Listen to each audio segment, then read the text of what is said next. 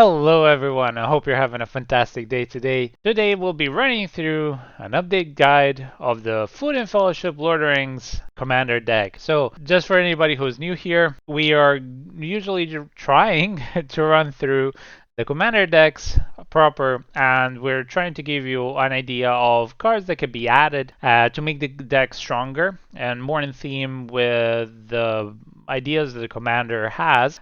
This is more of open-ended kind of guide. So we usually don't give you deck lists necessarily. We just tell you the kind of cards for each category, be it artifacts, be it creatures, so on and so forth, that we would use inside the deck that you could use.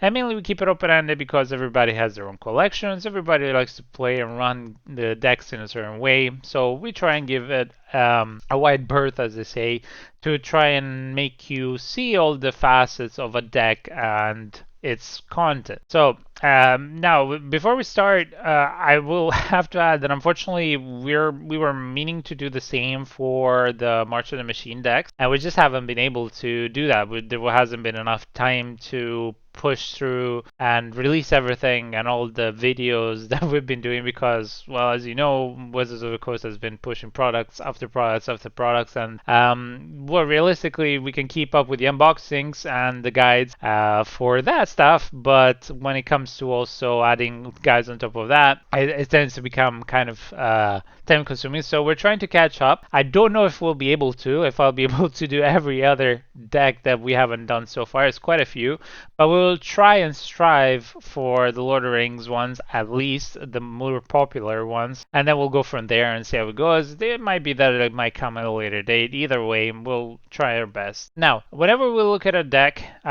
we go off the basis of a previous video where we've gone and analyzed the deck as a precon and what the contents of the deck actually are and how they play, you know, and synergize with the commander and so on and so forth. So what cards are in there?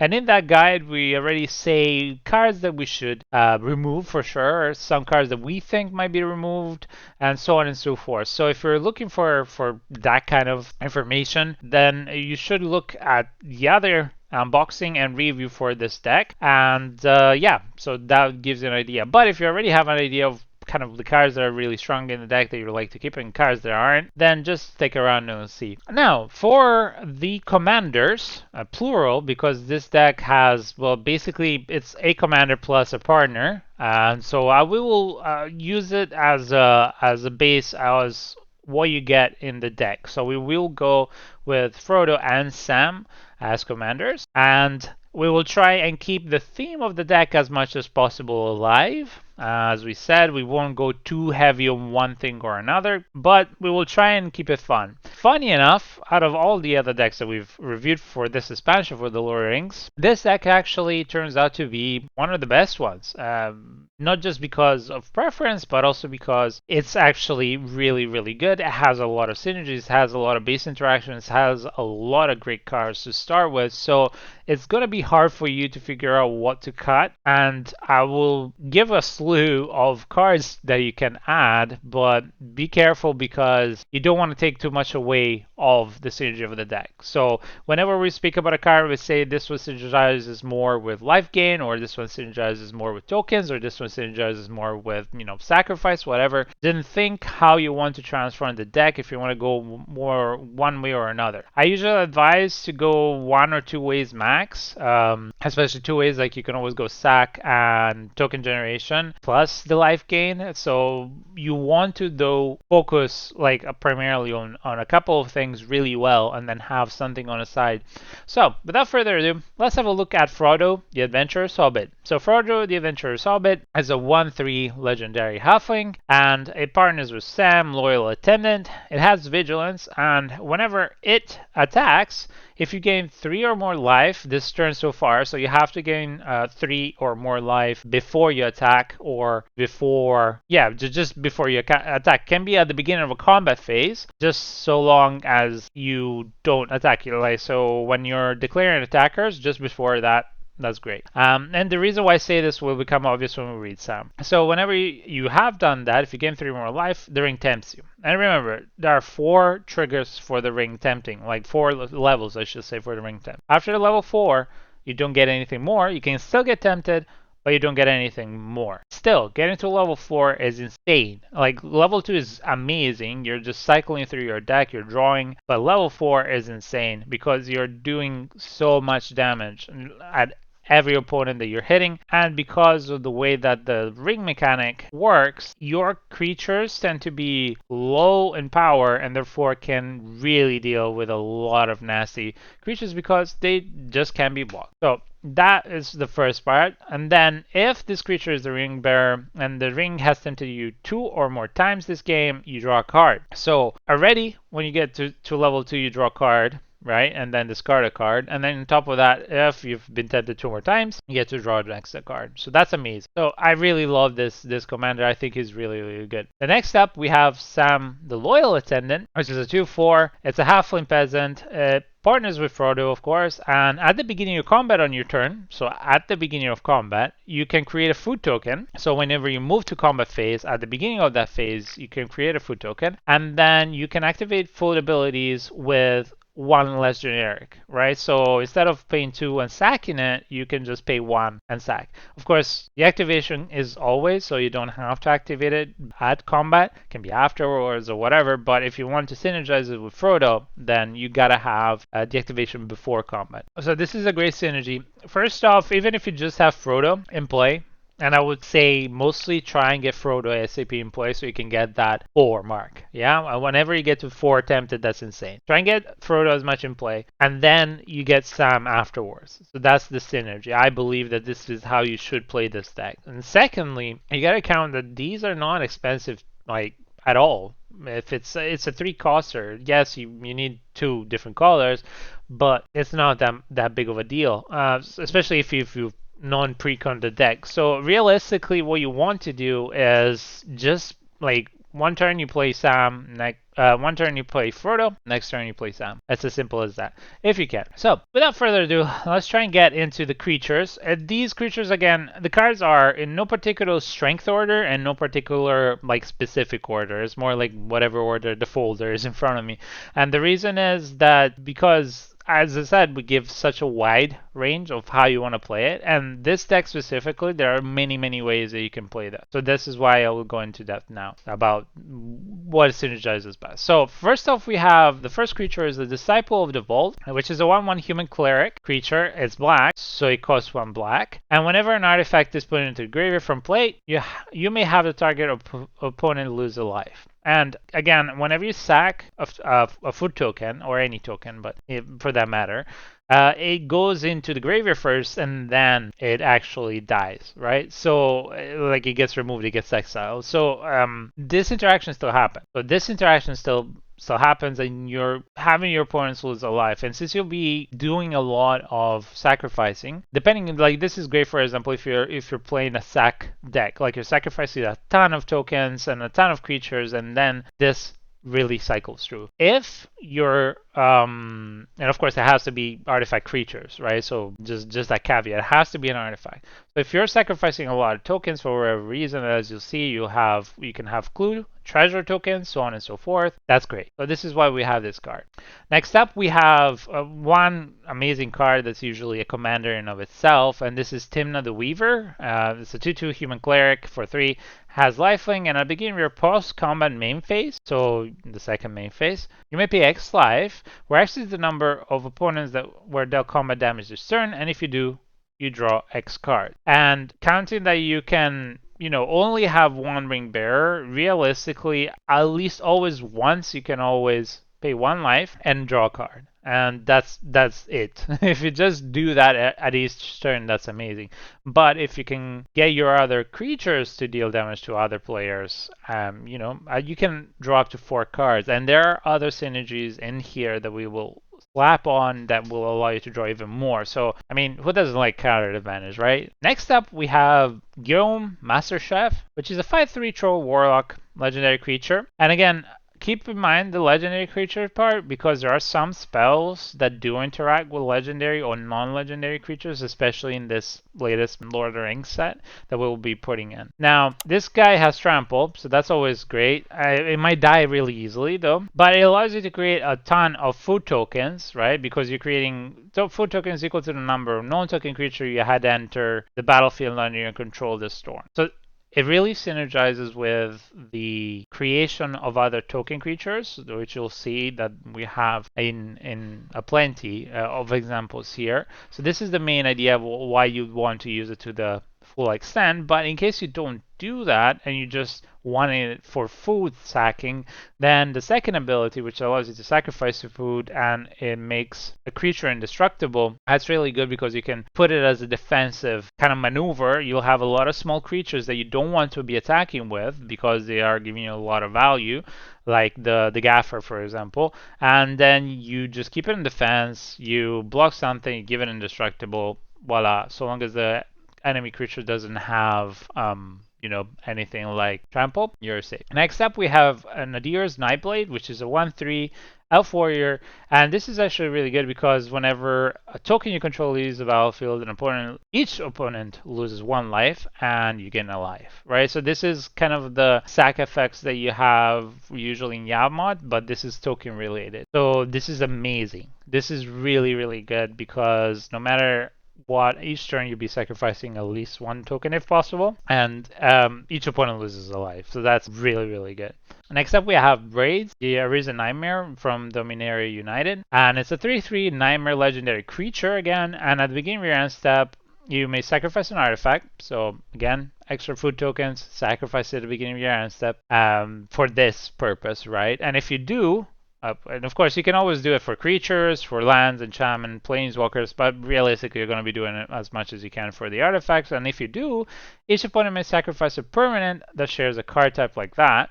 So if you're against an opponent that has a lot of treasure tokens or food tokens, then great, and for them. But if they can't, for whatever reason, because they don't have that many artifacts, or the artifacts that they have in play are really good, then they will lose 2 life, and you get to draw a card for each opponent that doesn't do that. So that's really, really good. Next up, we have the Witch of the Moors, which I really love, and I love the flavor of this one as well. It's a 4/4 human warlock. It's a bit on the expensive side in this deck. Has a little bit of ramp with the goose and the birds. You can always add some Llanowar elves and so on and so forth if you really feel like you need to. Some mystic elves. There are a lot. There are a lot of good cards for that. We won't go into detail for that.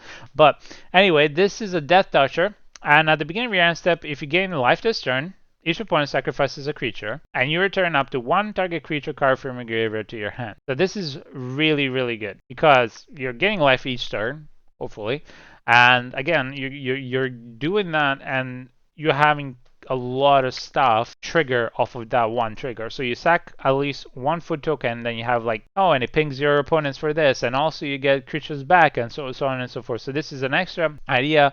Each opponent sacrifices a creature, so that's really annoying for them, and you return up to 1 target creature from your graveyard to your hand. That's amazing. You will have a lot of small creatures or a lot of bigger creatures, depending on how you play this deck, that you'll want to have back. You can even do that with your commanders, for example, if you know that, for example, this card is coming in next turn, you leave your commander into your graveyard, and then you do this, and that's fine. So that's a really, really good card. Next up, we have one of the first cards from this main set, from the Lord of the Rings, and this is Build a Pony, and I love this card because it's a 1/4 that, so long as you keep sacrificing food tokens for its main ability, and it generates food tokens when it enters. It just creates 2 food tokens when it enters, but then until the end of the turn, you sack a food token and target creature, any creature, and this, you don't tap Build a Pony to do this, assigns combat damage equal to the toughness rather than the power. And a lot of the halflings are very sturdy but don't have a lot of power, and you'll see this even Frodo, for example. So that's really, really good. And Build a Pony, like in the limited format, is an insane card, but in this one it's really, really good because you can, I don't know, I'll say you generate, I don't know, 3-4 food tokens by turn 5 or 6, and you get to sack 2 or 3, and you are dealing a lot of damage with it, and it also can be used defensively, so that's really, really good. And some people don't pay attention to it the first time and they slam it to build a pony, and then wonderfully it just becomes a 4/4 kind of. So yeah, it's a good creature, and again, it's a legendary creature. Next up we have Boromir, the Warden of the Tower. Now I know this is not a halfling, but it is very in theme. It's a 3/3 that prevents any spells that were put into play without casting the mana cost. So that's really, really good. And that's not a reanimate, of course. It's more like you can cast a spell without paying the mana cost. So long as that, like for example, Force of Will or any of the scam creatures from the Modern Horizons too. So that's really good. I don't foresee the first part being really useful. It's a vigilance, by the way, so that's really good. But the second part is that you can give indestructible to all the creatures you control by sacrificing it, which is very flavorful, and also the ring temps. So that's is really good. You're gonna have a lot of weenies, and let's say there's a destruct board wipe. Poof, he goes to heaven, and there you go. He saves the whole thing, and then you bring it back with something else. So that's really, really nice. Next up, you have Frodo Sorrow's Bane, and this is great because it's within the colors, and it's one of those level up creatures. So for 2, you just upgrade it, becomes a lifelinker. Great. 2/3 lifelinker, and then for 3 black, it becomes an insane card that has to be dealt with, because if it's not blocked, yeah, and you've been tempted 4 or more times this game, which with the normal Frodo you're going to be doing easy peasy. Yeah, you basically destroy your opponent. Your opponent just loses the game, and because of this and also because of the way that the ring's working, and also other creatures will have a lot of also artifacts to allow you to do this more easily, because they're small, they're tiny creatures, right? So they're very susceptible to being blocked by anything. But if you do it right, this is really good. And of course, it's a live gainer. So next up, I have chosen Uncommon. That's fairly good because Samwise the Sour-Hearted is a great flasher. And if for whatever reason, you're attacking, you lose a creature, or you're blocking, you lose a creature, and you didn't expect this, he just comes in play, saves that creature, puts it back into your hand, and that's great. And on top of that, the ring tempts you. So this is like just overall great for your little things to do more. And again, because most of the creatures you have are going to be tiny, you don't have to spend a lot to play him back. So that's really, really good. Next up, you have Golem, the Patient Plotter, which is a 3/1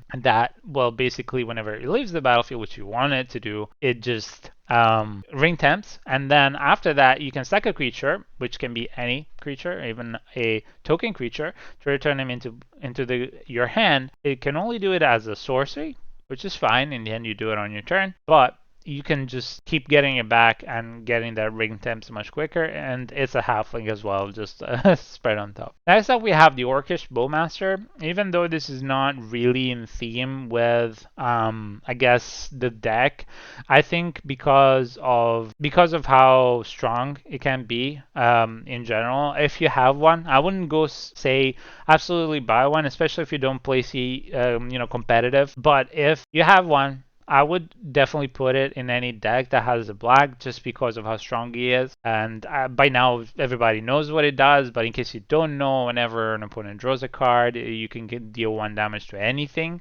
and any target, and you amass 1. And this has flash, and it's a 1/1. It's simple. It can be really easily killed with a shock or whenever. But if you put something on top of it, it's great. And on top of that, it can be a good ring bearer as well, because it's a 1/1. So great card, but don't go out and break the bank to try and buy it. If you don't have it, it's not necessary for this kind of deck. Next up, we have Meridoc Brennybuck. And again, this is an uncommon. It's okay. It's good. It creates, for this kind of deck, you basically creating an extra food token every turn, because whenever you attack with 1 or more halflings, so if you attack each turn with a halfling, you create an extra food token. It's just another way to get it. It's a 2/2 for 2 as well on top of that, so that's really, really good. Next up, we have Argon, the company leader, and this is a huge creature. I've seen it turn games in really quick fashion. It's a 3/3, and whenever the ring tempts you, which you'll be doing quite a lot of, you choose another creature other than him, then Aragorn, to be the ring bearer, and then you put a specific counter on this creature and on Aragorn, and it can be a death touch, lifelink, vigilance, first strike, and it can be more than one, right? And whenever you put more than one counter, you put it as well on him. So you know, it's like Aragorn gets the counter and then the creature gets it as well. So this is insane. So you can just put it on the ring bearer, you can put it on other creatures. Of course, you can put infinite counters in the end, so you can always just keep putting like how many counters you want of first strike and vigilance, so it doesn't run out, and you can just give your whole entire board for as long as you have ring temps, all those good things. And the fact that you can give death touch, lifelink. I mean, it doesn't have basically flying, trample, and menace, but everything else is on the card, so it's amazing. Next up, you have Lotho, which is a decent creature, I think, because whenever you cast a second spell each turn, you lose a life, you create a treasure. And this, again, falls into the treasure part and the token stack part of the deck. So far, most of the cards have been kind of either or, but this one is more treasure and token oriented. And yeah, you don't care about life as much, you know, because you'd be having so much, hopefully. And at the same time, you create an extra treasure token, so that's really nice. And it's a legendary creature. And next up, another legendary creature, Samwise Gamgee. It's a 2/2 halfling peasant. Whenever a non-token creature enters the battlefield under your control, you create a food token, so that's good. And then you sack 3 tokens to return a historic card from a graveyard to your hand. And again, this is why we're talking about legendary creatures, because historic are artifacts, sagas, legendaries. And so basically, you're just sacking 3 food tokens, getting back any creatures to keep your thing going on. Next up, you have Saradoc, the Master of Buckland, which is another legendary halfling, and it just generates basically halfling. Anytime a creature with power 2 or less enters the battlefield, you create a 1/1 token halfling, so it has to be a non-token creature to do this. And you tap 2 other untapped halflings, and you can get this creature +2/+0 and lifelink, which makes it into a 4/4. So that's always good. It's self-referencing, self-helping. This is one of the jumpstart cards, and there are, I think, 2 that we use in here, and they're quite decent. I think it's a good card. It's not one of the better ones, and it's more of a, hey, for the token generation, creature tokens, anything that's, you know, I'm going to sack creature or I'm going to sack a token, this is what it's for more than anything else. Otherwise, it's just a low one that, or if you have a tribal halfling deck, for example, which we don't really go into, but yeah. Next up, we have Eleanor Gardner, which is the other jumpstart card, and it's the 2/4 that whenever it enters the battlefield, create a food token, and then at the beginning of your end step, you search for a basic land card to put it into play tapped if you sack the food token. So that's really amazing because you more food token generation when it enters, and then you every turn you'll be just going through your deck and basic land. Now, of course, this deck you want to have as many basic lands as you can because there are a lot of cards that allow you to fetch basic lands. I'm not saying don't play dual lands and so on and so forth, triomes, etc. But it's a good idea to play more basic lands than you would usually because there are quite a few cards in this deck that allow you to go for it. And green is one of those colors that really wants you to play as many basic lands as possible because most of the fetches that are green, or the spells that are green that are fetches, allow you to go for basic lands more so than anything else. So this is why I believe strike a balance. When we get to the lands, we'll speak about it in detail, but strike a balance for that. Next up, we have Vito, Thorn of the Dusk Rose, and this is a 1/3 and it synergizes with the life gain part of the deck. So whenever you gain life, target opponent loses that much life. You have other 2 effects that you put in, and the other 2 usually are the enchantments, the Sanguine Bond and another one. And this one is just basically amazing. You gain, I don't know, 3, 4, 5, 6 life, however much life you have between the life linkers, sacking the food tokens, if you're sacking them to gain the life. Yeah, you're gonna just drain your opponents and so much, so quickly. And of course, you can always give your creatures lifelink, but that's more of a kind of go ice strategy, not necessary. It's just great for the thing that it does. And again, it's a very cheap creature.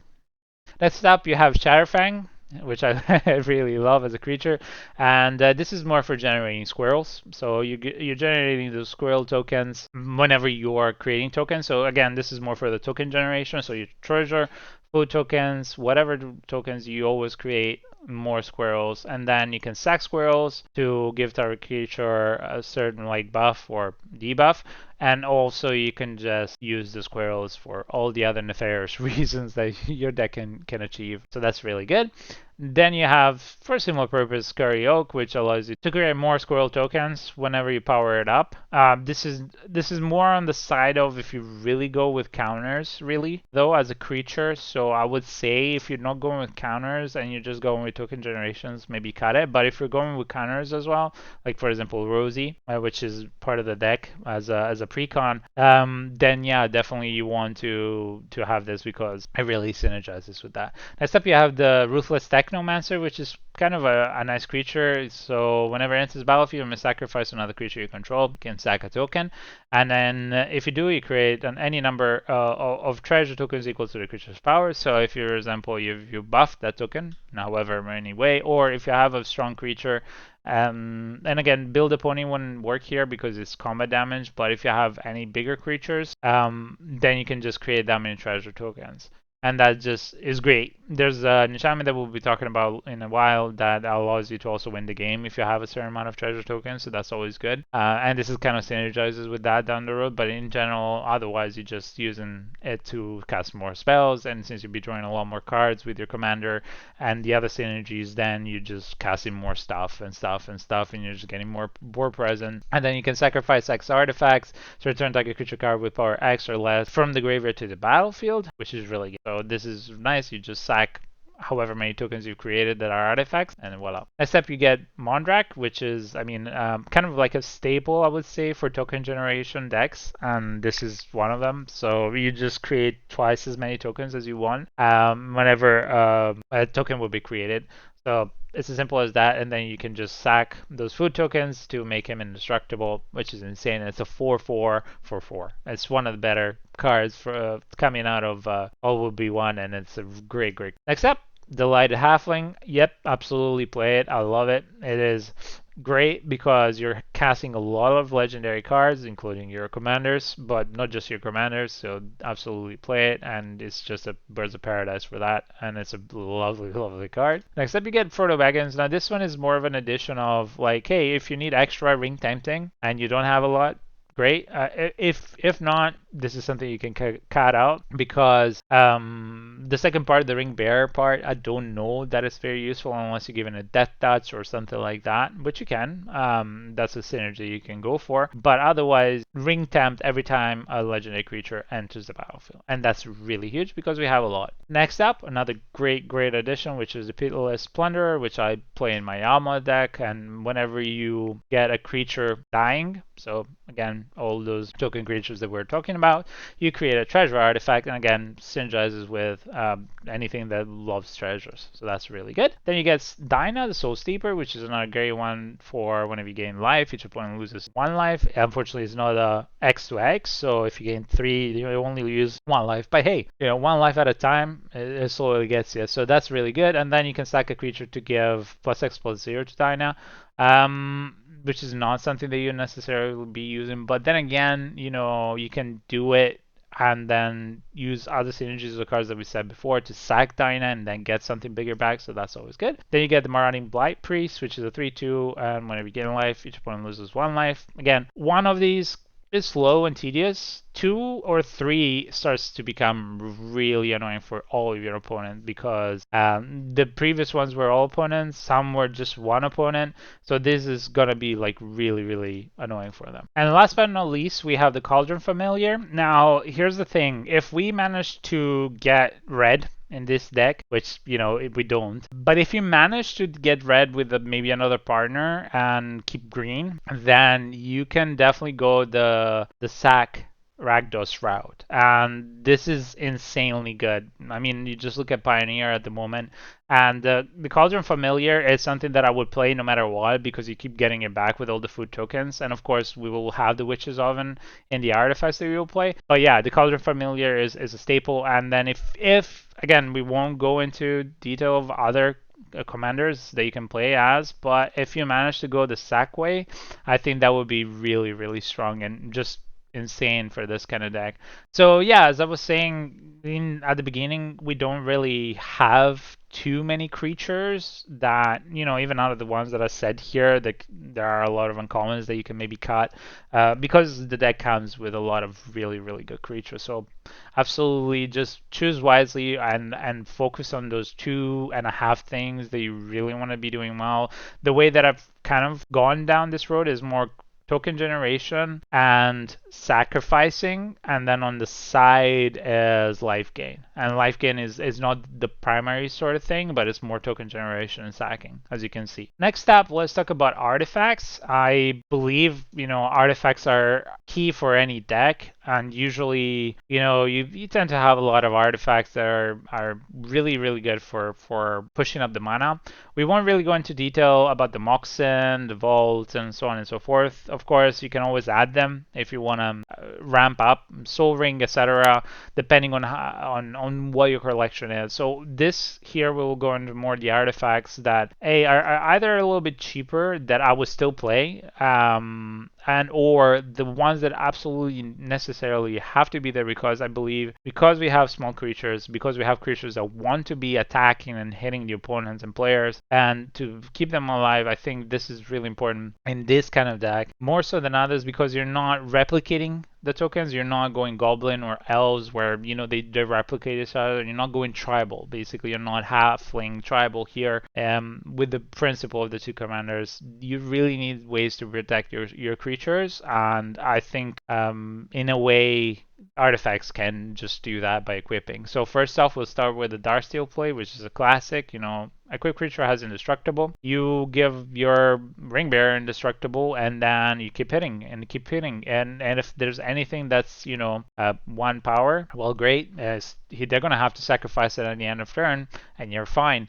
And alternatively, they can block it, and that's it. It's as simple as that, and it's just insane. And of course, indestructible is great because you can't really remove it unless it's sack. They force you to sack it, exile it, or put -1, -X counters, right? Next up, you have the Phyrexian Altar. Again, sack ability, creating a lot of tokens. Then you can sack them, get some mana, and I believe that this is really important. I wouldn't see this as the trinity of the ramp. It's more of a synergistic ramp. Next up, you get an interesting one is the Prototype Portal, which I think is really nice. You imprint a card to it, you create a token that's a copy. So that's really, really good. And it's any artifact, and of course, if it's legendary, you can't really cast it. But if you're going for example, the Darksteel plate, and then you can just equip it and replicate it, that's amazing. And on top of that, again, it's another sack thing that you can do. So that's really wonderful because you can sack the tokens and you keep generating, and it's not that expensive. Then you get the Alhammarret's Archive, which is a 5 generic legendary artifact. And if you gain life, you get twice as much of that life. And if you draw a card other than the first one, then you draw 2 cards. So that's just value town, and your main commander does exactly those 2 things, or helps you get those 2 things, or synergizes with those 2 things with the 2 commanders. So that's really, really good. Then we get the Talisman of Resilience, and I really like a talisman here, especially because you can either copy it with the previous artifacts or just generic ramping. I really like it, and it's a kind of like a clean ramp that doesn't really put you in the CEDH kind of route. Next up, you get the Well of Lost Dreams, which is really, really good. You gain life, you may pay X, where X is the total amount of gain life, and if you do, you draw X cards. Wonderful. You gain 3 life, you pay 3. Maybe you're down the road where for whatever reason you don't have that many cards in hand, but you have like 6-7 mana. Then you can just keep drawing and drawing and drawing. Next up, you get the Swift Foot Boots. I mean, protection. It's hexproof and haste for anything, especially your ring bearer and your commander. Amazing, really wonderful. We explained this at the beginning. Same thing for the Lightning Greaves. There's nothing much to say. It's just the Lightning Greaves. They're really good. Next up, the Trading Post is a wonderful card, I think, because I mean, you can always gain life to discard a card, and if you're flooding with, for example, mana for whatever reason, you can always do that. You can always create more tokens that you can sack. So you can create the goat tokens and you can stack them. Then you can stack a creature, which can be a token to return target artifact from graveyard to play. And also then on top of that, turn on top, sacrifice an artifact, you draw a card. If you sacrificed a permanent, like for example, a token, and that's really wonderful. And then, of course, we get the Great Henge. I mean, this is a staple from Throne of Eldraine. It's self-explanatory. It costs less, likes less, you know, from amongst the greatest power. You don't have a lot of huge power creatures, but at the same time, you don't really mind. You can always tap to add green, you get to life, and whenever a non-token creature gets put under your control, which you have a lot of small creatures, you know, then you put up +1/+1 counter on it and you draw a card. That's really nice. It's just an insane value overall. And then we get the Witch's Oven, which is, you know, as I said, you sack a creature, create a food token. You always create a food token, so you can always do that with the Cauldron Familiar. So that's really nice because you can always sack those food tokens. If you don't have any food token generators, the Witch's Oven is one of them, and it just reiterates with the Cauldron Familiar. It's just really, really good. And then next up we have Ashina's Altar, another way to sack, gain 2 generic. It's good for sacrificing any of those tokens that we created to get more mana. And then Inherited Envelope is here because I think, you know, ring temps really important, especially for a deck like this one. So as many ring temps counters as you can get is wonderful, and then it just helps you a little bit navigate those mana values. Like, it's not a card that necessarily needs to be there, but if you're wanting to go light ramp or light fixing, this is a decent one, and that does more than just the one thing. Then you get Lambas, which is a great food card. You get to draw a card, square one, draw a card when it enters the battlefield, and then you sack it, and then you just shuffle it in. And maybe you're, you know, it's always good to shuffle the deck sometimes because, you know, maybe you're missing lands for like a couple of turns, or you're just getting lands and you're getting flood. So that's always a very, very good thing to do.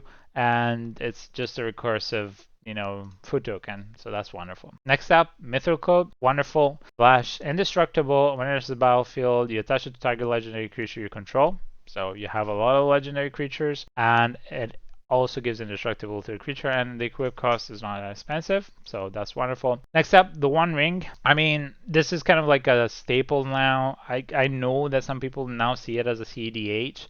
I think that here in this deck, it really makes sense. Maybe in other decks, yeah, it can be seen as a CDH. You know, oh, you're playing competitive, you're ramping, you're drawing. This is an unfair card. It's indestructible. Now, granted, you get to a point where it can be really annoying for your opponents, and at the same time, you need to have a way to play those cards. So you need to have those treasure tokens, you need to have those creatures that create mana to be able to play the cards that you get. But if you think about it, here you're getting life, right? So in a life gain deck, it just makes sense to have this card. And on top of that, you can always sack it. So it's indestructible. You can always sack it to whatever outlet that you need to be able to then get more out of it. If you're, you know, low on HP and just need something extra, or you just don't want to keep losing HP and you're flooded with cards.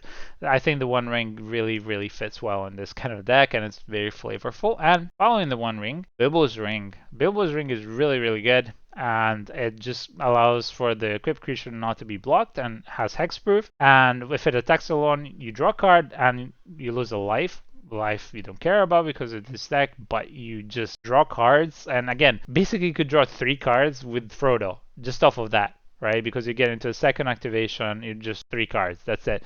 It's insane at every attack, and it cannot be blocked, and it's hexproof. So, you know, and you keep it for 1 generic as a halfling. So why not? It's a great card. You get this action actually, funny enough, in the starter kit, and it's wonderful. So it's a great card for everything really. And next up, you get the Academy Manufacturer. And this is just more value out of your tokens, because if you create a food, clue, or treasure, you just create one of each instead as well. So yeah, I'm creating a food token. Oh, whoops, I also create a clue and a treasure, and vice versa. So that's really great. We don't have too much clue generation, but it's always good because you can always draw cards. But there are some, and this is just insane. I wouldn't attack with this creature. I would keep it nice and tidy and safe and protected. But yeah, it's really, really good. Then you have Inspiring Statuary, and it's cheap artifact spell, and non-artifact spells you cast have Improvise, which means that you can have other artifacts help you cast them. And I mean, you're creating a lot of tokens, and this allows you to not sack them,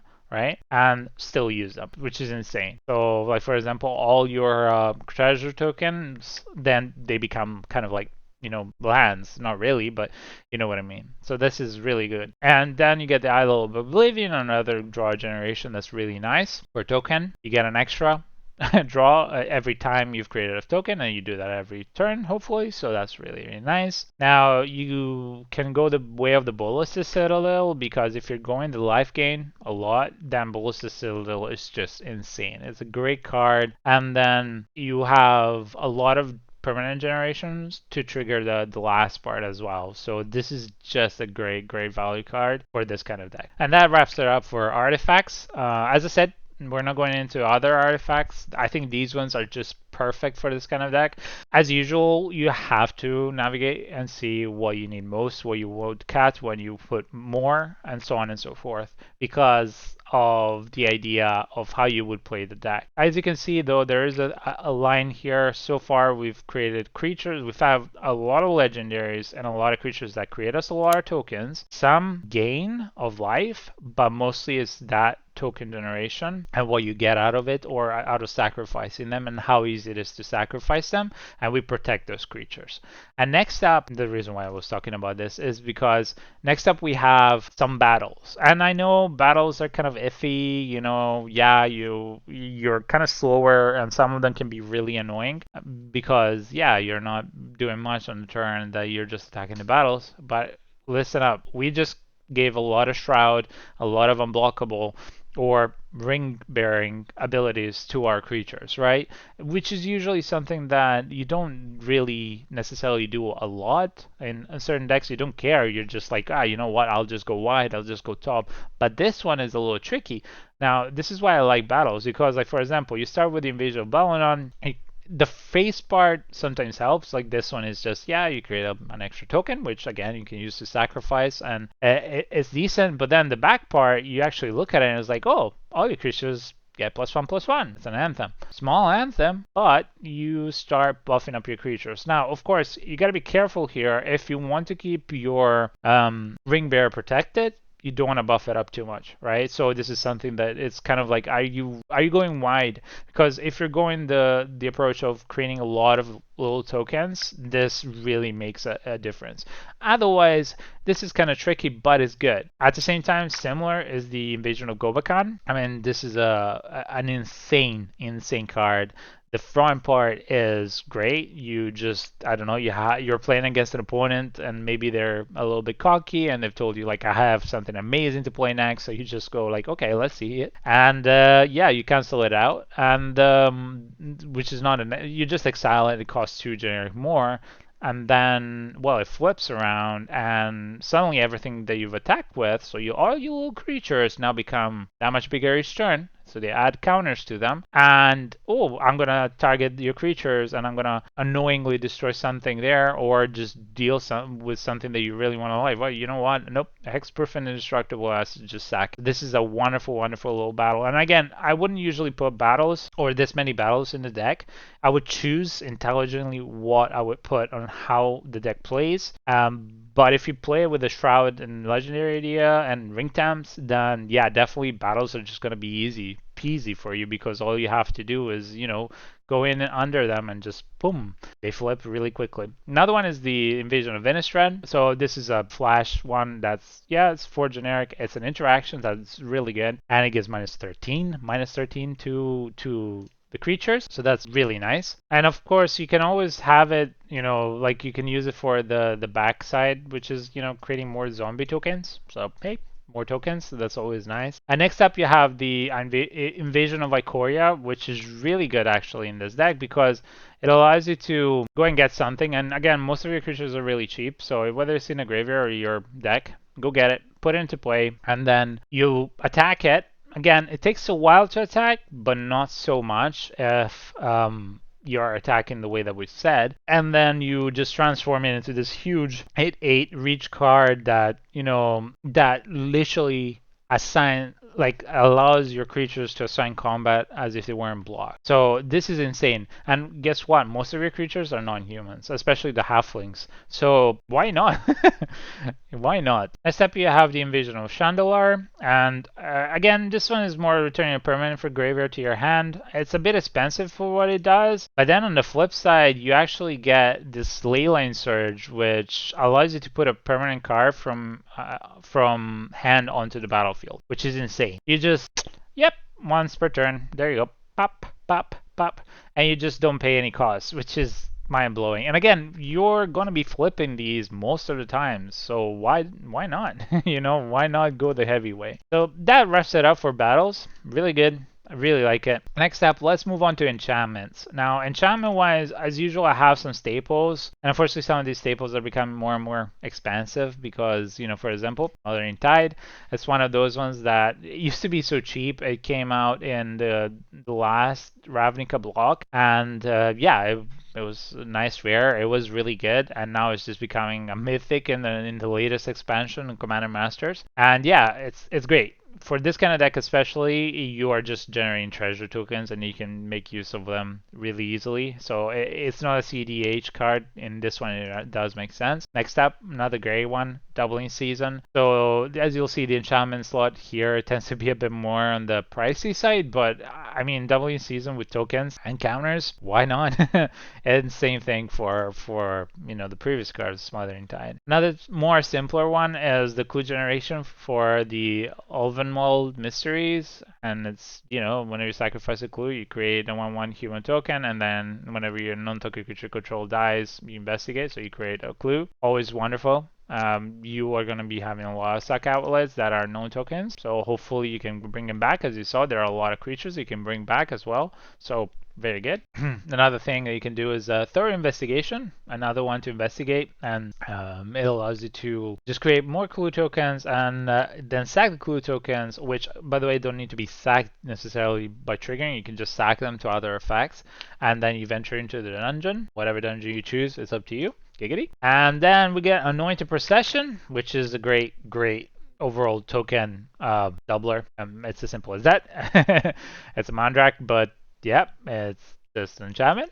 Sylvan Library, another wonderful enchantment. Honestly, it's green. You need to have a Sylvan Library. You don't really need to. It's a CDH card. If you don't want to go this route, you don't have it, it's fine. But it allows you to draw more and to fix your draws. So with the amount of draws that we get off of Frodo and all the other triggers, this is just great. Next up, you have the Black Market connections. So you draw cards, you create treasure tokens, you create more tokens. This is just wonderful in this deck. So it's kind of self-explanatory by now why these cards are here. Next up, you get the Trail of Crumbs. Simple, enters the battlefield, you create a token that's a food token, and then whenever you sacrifice food, you may pay one, and if you do, you may look at the top 2 cards of the library, reveal a permanent card from among them, put them in your hand, and then put the rest at the bottom. And remember, Sam makes your sack cost 1 less for a food token, 1 generic class. So then with this, you pay the 2 that you would anyway, and then you just look at the top 2 cards and always just like, oh, I prefer this permanent over the other one. Very simple, not a super expensive enchantment, but it's quite decent for this kind of deck. Then we start looking at Exquisite Blood, which is an effect that allows you to gain them as much life as an opponent loses. And with the fact that you have Ring Bearers and Shrouded and all that stuff, always great. And you love getting life, so why the hell not? Then we get the Flowering of the White Tree, which is one of the enchantments from this set. And yeah, I mean, you have a lot of legendary creatures. So I will just say that, right? And with this, you're warding them, so ward 1, and you're giving them +2/+1. And for everything else, even tokens, they just get +1/+1. Go wide with the battles as well. That you start to see a trend here. Next up, the Call of the Ring is a great, I cannot stress it enough, great enchantment, especially for this kind of deck. you're getting life, so it doesn't matter how much life you lose, and you just keep drawing every time you get tempted by the ring, and this allows you to get tempted. And remember, you have a couple of cards here, especially like the one cask Frodo that is like, hey, have you been tempted 4 times? Great. If I hit some opponent, well, they're gonna lose the game right away. So yeah, so this is definitely a great card. Another great one is Shortcut to Mushrooms in this kind of deck, because if first off, ring temps whenever it enters the battlefield, and then if at the beginning of your end step, if you've lost or a permanent has left the battlefield on your turn, then you get to put a +1/+1 counter on target creature you control. It's independently of how many you've lost, so you don't like I've sacked 7 food tokens or 7 tokens and then I put 7. No, but trust me, it adds up and it's really, really good. Yes, it's only on your end step, but it is really, really good. Trust me on this. Squirrel Nest is another one. Simple token generation, Gentle Land. Why not? If you're needing token generation, you don't have a lot, or you're going the route of a lot of token creatures, this is great. Otherwise, just get it out. Then you got Search Supremacies, which is enchantment, and whenever creatures attack you or planeswalker you control, you get to investigate. More token generation. Life Insurance, same thing. It's here to basically gain life because of the extort, and also you create treasure tokens and lose life at the same time whenever a non-token creature dies, and it's any. It can be your opponents as well, so that's really, really good. Great for your deck. And again, treasure generation, really good, especially because then we go and revel in riches. And this is wonderful because you get to look at a creature an opponent dies, you create a treasure token. Yeah, and then at the beginning of your upkeep, if you control 10 or more treasures, you win the game. It's as simple as that. 10, and 10 is not a lot in this kind of deck, as you've seen. So I would definitely go the route of this route of the enchantments, especially the last few ones, for this kind of deck. And that's it for the enchantments. Now let's have a look at instants. Again, the deck as a base has a great amount of target interaction. For instance, it's wonderful. Now, what can we add? We can add some board-wide interactions that protect. So for example, the Fairies Protection, absolutely. I always want them. Like no matter what, I really want the Fairies Protection if I'm playing white. And this is one of the decks that you really want it. Absolutely. Phase out everything. Wonderful.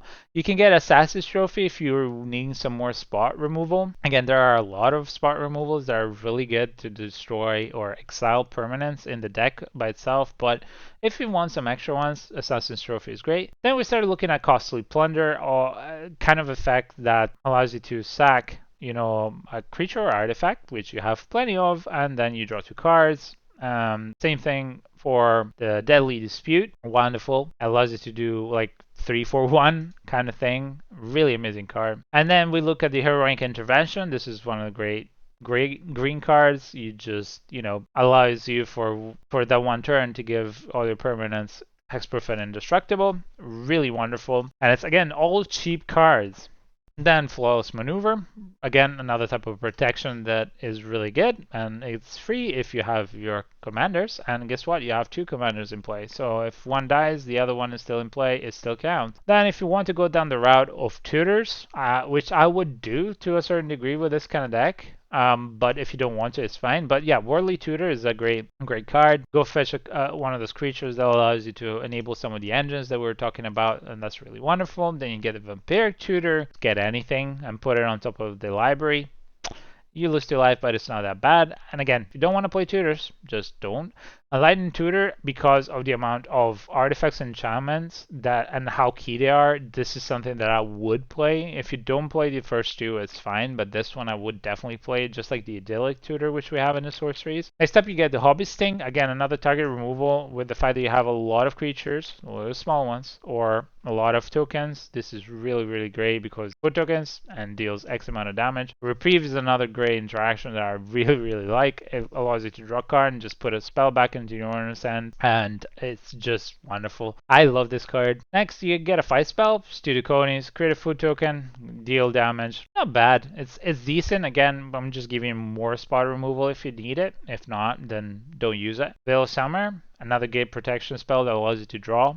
Really wonderful. And yeah, I just love this one in green. It's really, really great. And since there are very few monocolored, I mean there are quite a few monocolored commanders, but there are more. I've from what I've seen, there are more multicolored commanders, and this allows you to just get protection in a wide range. Next up, I will use Cosmic Rebirth in this kind of deck. Colors line up, and it's great. You can either return something for 3 mana value or less onto the battlefield, so that's any permanent, or alternatively, if you need some life, you put it back in your hand and you get 3 life, so it's always nice. Adventurous Call is another good card to go and fetch a creature. So that's always nice. Then Slip on the Ring. This is more of an ETB ring temps kind of thing. You have some ETBs. If you don't play a lot of ETBs, don't use it. It's more for the ring temps, and if you don't have a lot of ring temps and you have this card, it's not bad.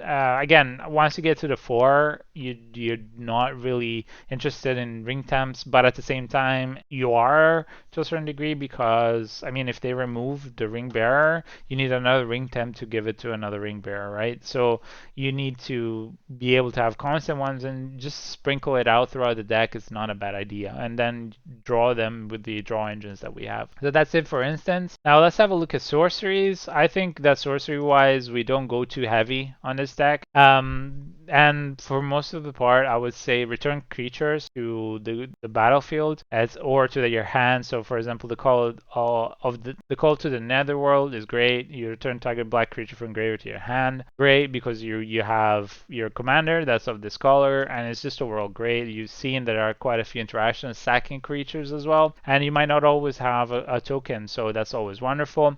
Then you get the Battle of Bywater, which is really great. Destroy all creatures with power 3 or higher. Amazing removal for this kind of deck. And then you create a food token for each creature you control. So if you have, let's say, 5 or 6 little halflings, and then maybe 2 bigger creatures. Those 2 bigger creatures die, but you can get them back with the sorceries or the other effects, and then you can just create a lot of food tokens. So that's really good. Claim the Precious, really good removal. Destroy something, ring temp, simple as is. Ring temps, just explained earlier why we want it. And Sam's Desperate Rescue, another great one. Ring temps, you get another creature back to your hand. That's wonderful. I just love this combination. I love this set, and this just sings to me in a way that I think it would work really well. Many Partings is a great card. That's another great sorcery. It allows you to search for a basic land card, put it in your hand, and then create a food token. It's okay. You don't have to play this. It's one of those that's not necessary, and you could definitely cut it, but it's decent for what it does. Then, of course, as we said, the Idyllic Tutor.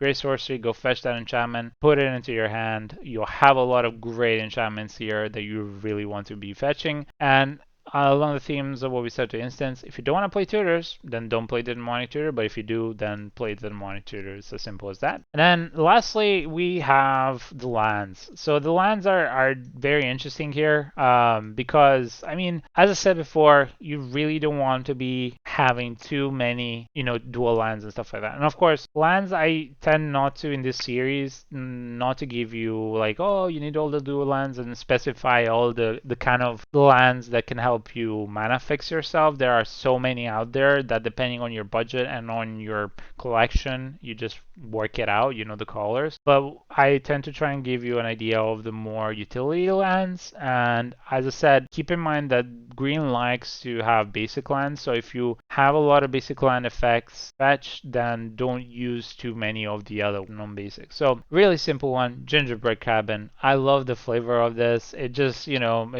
need to control out of 3/4, so at least it doesn't come into play tab, but if it does, it doesn't matter. And then you create a food token. Simple enough, wonderful little card, and it's flavorful, and I love it. Mysterious is another great card. It allows you to draw, and it allows you to draw if you've attacked with 2 or more creatures, and of course it tends to come in play on top because you tend to have a lot of legendary creatures.